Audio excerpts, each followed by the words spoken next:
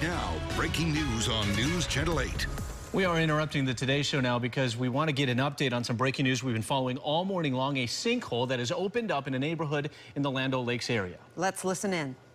At latest, within the last few minutes, about 220 feet wide, and it's continuing to grow. The only real update I have at this point in time, we do have 11 homes that we have asked people to leave, and the state geologists from the Department of Environmental Protection have shown up within the last few minutes, and they have verified that it is an active sinkhole, still progressing and still moving.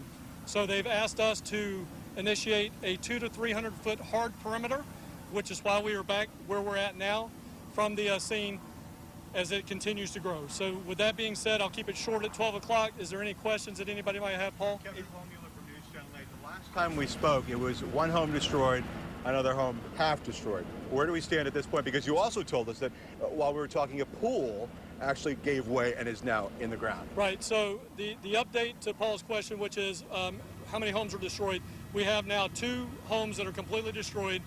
Behind that second home that has now been declared destroyed, there is a pool back there. We were told that that pool had gone in, but it has not quite gone in yet. The geologists that are here told me it's just a matter of time, it will go in. Just kind of give us a sense of just how expansive this sinkhole could get. I mean, we're seeing it moving wider and wider. So what's the fear here? The fear is that, and I wouldn't say it's a fear, there's theories right now that the lake to our, we'll call it our south and east, may end up merging with this particular sinkhole. It appears to be doing that. It's working as the side of it that is working quicker is the side that is heading to the towards the lake. How close is it to that lake? How many? So I would estimate it's probably about 200 to 200 feet, give or take, 200, 250 feet. Is there a home in between that and the? It's actually progressing between the 2 homes that are there. But we have, again, we've already evacuated ththose homes. Those folks are safe. Can you give us the numbers of how many people evacuated? How many homes are in potential danger here? All right. Well, right now the number of homes that are in quote unquote danger are a total of 11. I guess technically it's 9 because 2 of them are destroyed. So we're looking at 9 homes that are still in the perimeter that we have evacuated. We have not made contact with every homeowner. When we arrived at 7:20 or 7:36 this morning, we did find that some of the homeowners had already gone to work. So we've been attempting to contact phone numbers that were on file for our utilities company through Duke Energy and the others that may have access numbers to those individuals. We haven't made contact with everyone. We have made contact with everyone that's on this street. So we do have a couple of people that are behind us that we're still trying to attempt to make contact with. So as it continues to progress, we'll go 200 to 300 feet from the edge as it continues to do that. So there may very well be more homes that we end up asking them to evacuate.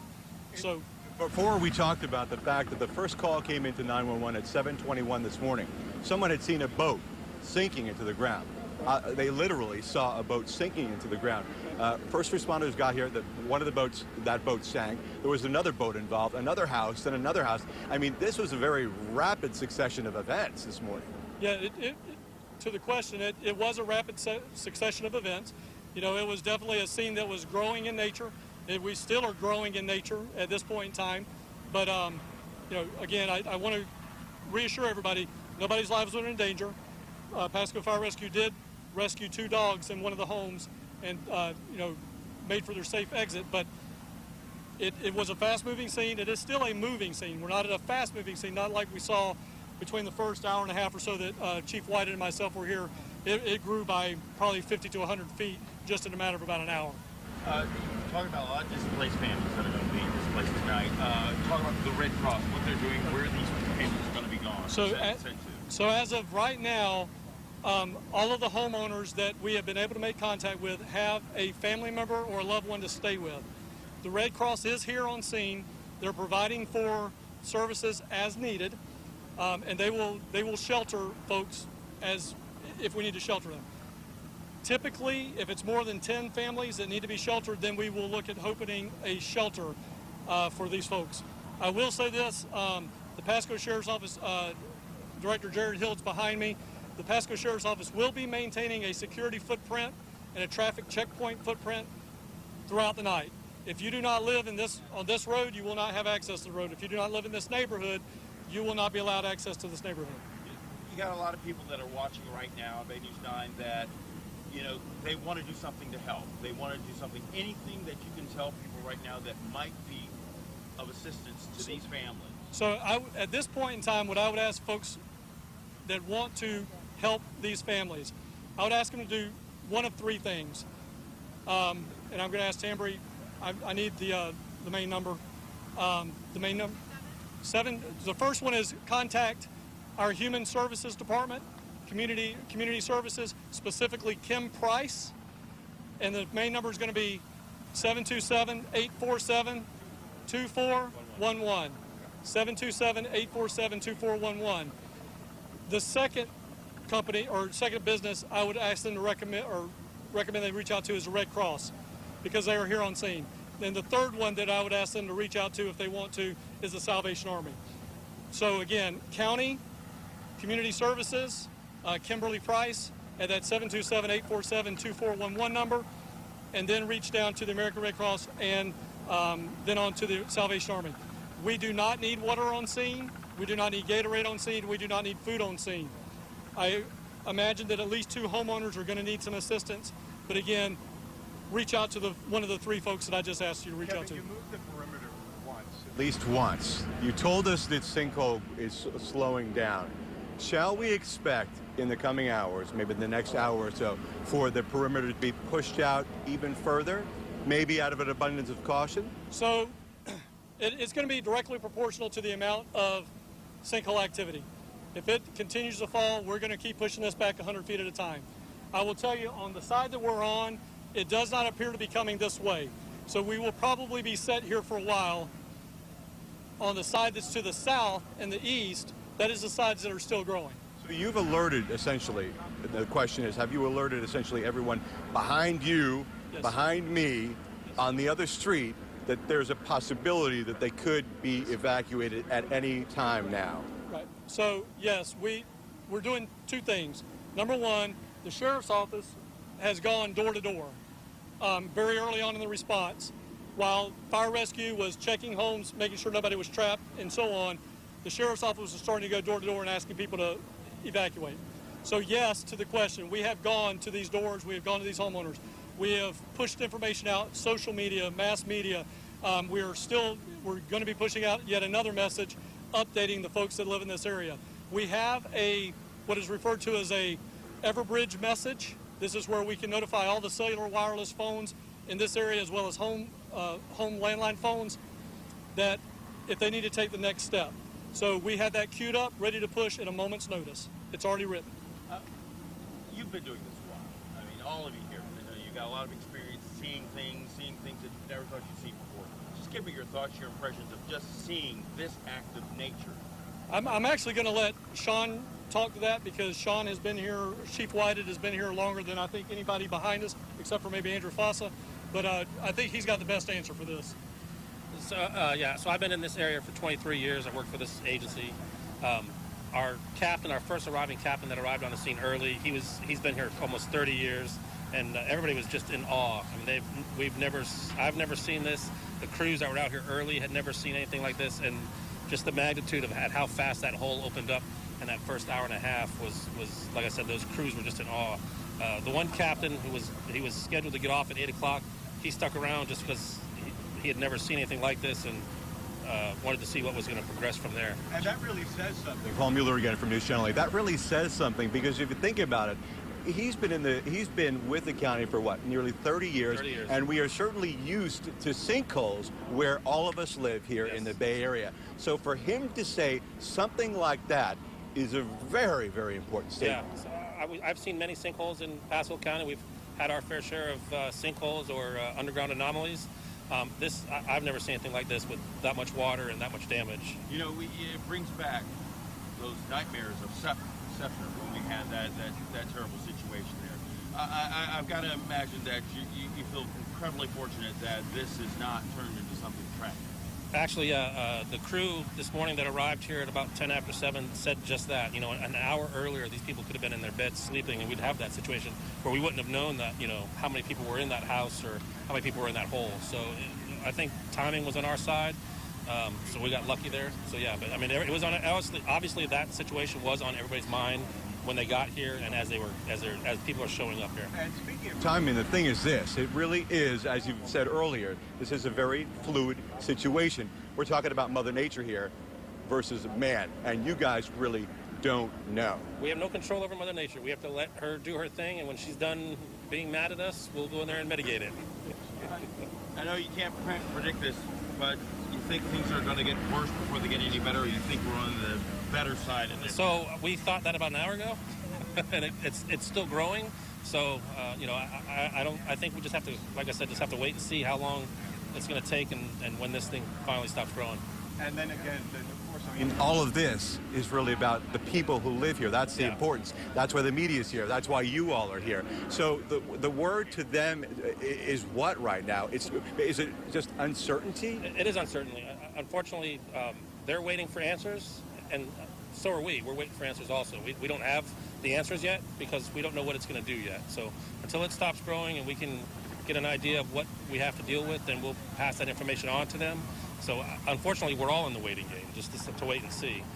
Our crews have been assisting. Anytime we go to someone's house and ask them that they have to evacuate, our crews are going in there and helping them get everything that we can possibly get loaded up for them, and we're helping them do that. So, you know, we see the human element of that, and we want to make sure that we're there to help them.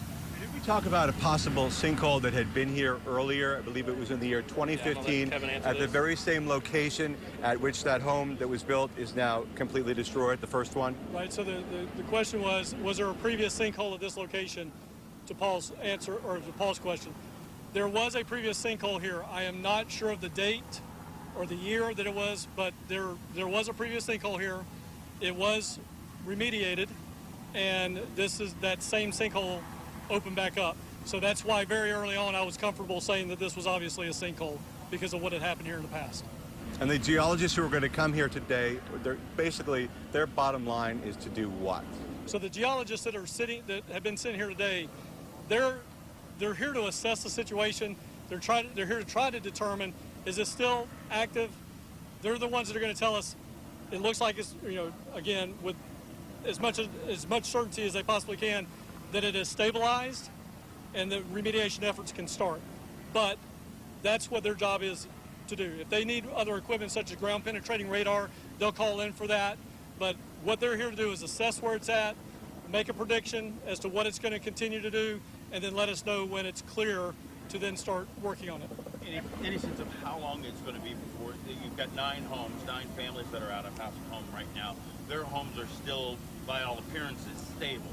But any idea when they might have any chance of getting back to that home?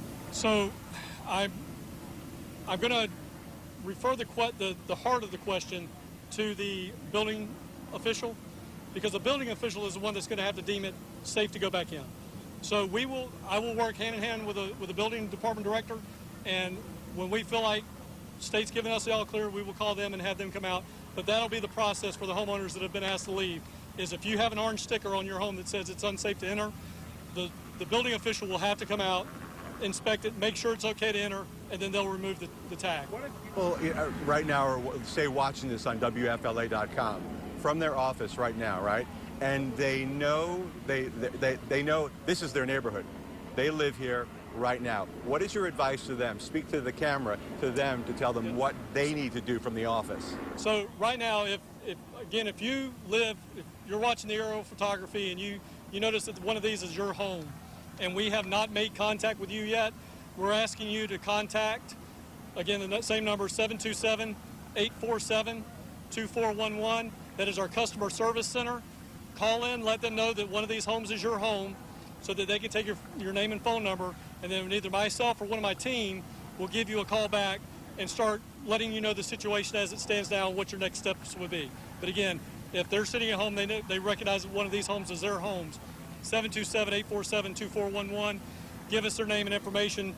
Tell the operator what's going on, that we asked you to call in, and they'll get your name and number to us here at the scene. Channel 13. Kevin, after the geologists review, can they In theory, yes, but I will tell you the state usually is not allowed to comment on camera. So usually what happens is they will brief me, and then I'll end up coming back to you and brief you. Big enough scenario today, maybe. It's possible. I'll let them know that there's a request for it. All right, so thank you guys. I will say this. I've got one resident that needs to get out of this road this way. So what I would ask you to do is if you can move your cameras as far to the side as you can so that we can get one vehicle down here, the resident would really like to get out. Next time we might hear from you. Where are you thinking next time we might hear from you? Here on the I'm going to scene leave that in to Land Doug. O'Lakes. You just heard Kevin Guthrie. He is with the county offices explaining to us what is actually happening right here. Again, it's a very volatile situation. It's very unstable. The sinkhole had been growing at a significant rate from when it started at 7:21 this morning, when there were indications, obvious indications, when it started growing at 7:21 this morning, when 911, the first 911 call came in, and within about an hour or so time, you had 2 boats fall into the ground, and then you had both homes destroyed. So it came about very quick. And then the road in front of it, that also collapsed. So that's what officials were dealing with at that point, and they knew this thing was moving fast. At one point, though, it was around maybe 10 a.m. or so, the sinkhole started to slow down, and they said, okay, well, we're going to, because again, as you just heard Kevin say, they're at the mercy of Mother Nature right now. But then you heard him say that the sinkhole just swallowed up the pool from that one home, and as a result of that, again, they have to take every precaution necessary right now. That's why they have evacuated the 11 homes. That's why they are tagging homes, to make sure that if people somehow get to that house, they know by seeing that tag on the door that it is not safe to go inside. But if anything out of this right now that stands out is that with this 200 feet by a questionable depth, they don't know the exact number right now.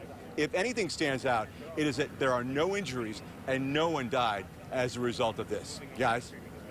Paul, let me ask you a question. You've been out there, and I understand you spoke to one of the family members, or a few of the family members from the second home. What were they thinking? What are they feeling as they see their home being devoured by this sinkhole? Well, it wasn't actually being devoured, because think of it like this. Think if you're there in the news studio right now, and all of a sudden up above you, you hear a crackling noise. Like the floor of the ceiling above you is, you know, making these crackle noises, and it sounds like it's going to cave in. That's what they heard. They told me that it sounds like they had never heard in your life. You can only imagine. You can only imagine what they were thinking, what they were feeling, as they knew something was going on. But they did know one thing. They had to get out of that house right away, and that is exactly what they did. All right, Paul Mueller, you've done a tremendous job asking great questions and keeping us updated on this. We're going to keep you out there. We'll keep checking back with you. But right now, we do want to show you this video that we have received. This is from Thalia Chapman, and it shows the main house collapsing. If we can take that, she actually lives next door to the first house that went in. She said there were 3 relatives and 6 dogs in the house when she heard that cracking noise that Paul was describing. Right.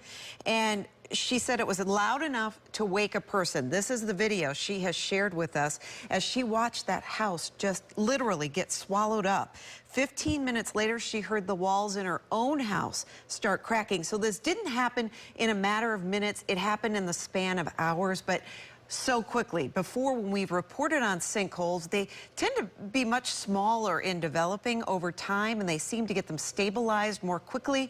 This, as some of the authorities out there have described is unlike anything they've ever seen before. And what's scary again is how quickly this is growing. Earlier, when we showed you video of the first house falling into the sinkhole, there was still a road in front of that house. Now there's no road. Now the homes in front of that house are losing a bit of the front yard as that sinkhole continues to grow towards the lake, which is Lake Saxon. But then it's also growing towards the other area, the second home losing a pool house or gazebo that was attached right there to it. And quickly, before we rejoin the Today Show in progress, we want to give you a brief timeline, let you know where this happened. This, again, is on Ocean Pines Drive.